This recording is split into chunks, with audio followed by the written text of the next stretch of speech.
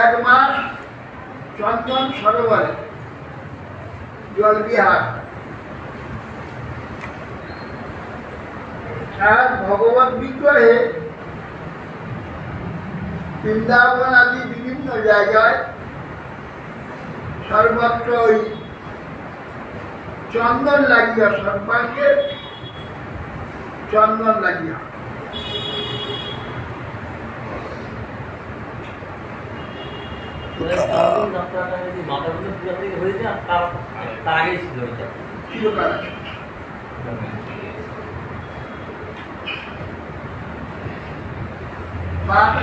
চরণকে খুলে রেখেছ, চরণে কাপড় তৈরি করতে পারেন, একটু ছোট করে করা হয় চন্দন যাত্রার চরণে কোথা কোথা করে দিয়ে কাপড় করে দিলে দেখতে ভালো, কাপড় করে দিতে পারবেন, জমি জমি লাগিয়ে কাপড় কাপড় থাকলেই ভালো। এই জন্য এই 21 দিন চন্দন ভগবানের অঙ্গেতে, চন্দন শীতল দ্রব্য, চন্দন গায়ে থাকলে অঙ্গে গরম লাগে না। ভক্তগণ ভাব সেবা করে থাকেন, এই জন্য আত্মবধ সেবা ভগবান করে। তোমাদের খুব গরম লাগে, ভগবানের গরম লাগছে, সেইভাবে আমরা ভগবানের অঙ্গেতে চন্দন আদি লাগিয়ে করে উত্তম শীতল জল, নারায়ণের শীতল জল ধারণ করা হয়। অবশ্যই এই সংক্রান্তি করা হয়। জলধারা, নারায়ণকে জলধারা দেওয়া হয় না? জলধারা 1 মাস জলধারা দেওয়া হয় গরমের জন্য। তুলসীতে বট, অশ্বত্থ, ধাত্রী এইগুলি দিতে হয়। মানুষ করছে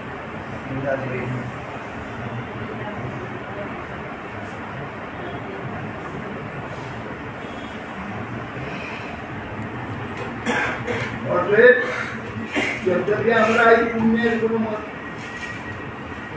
মূল্য দেই না,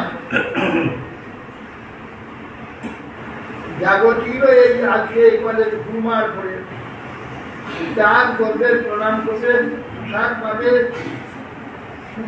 এই নানান উদ্যোগ জাগতিক করতে ঠিক আছে,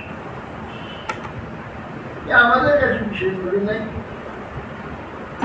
একটি কৃষ্ণ নামের সঙ্গে তুলনা,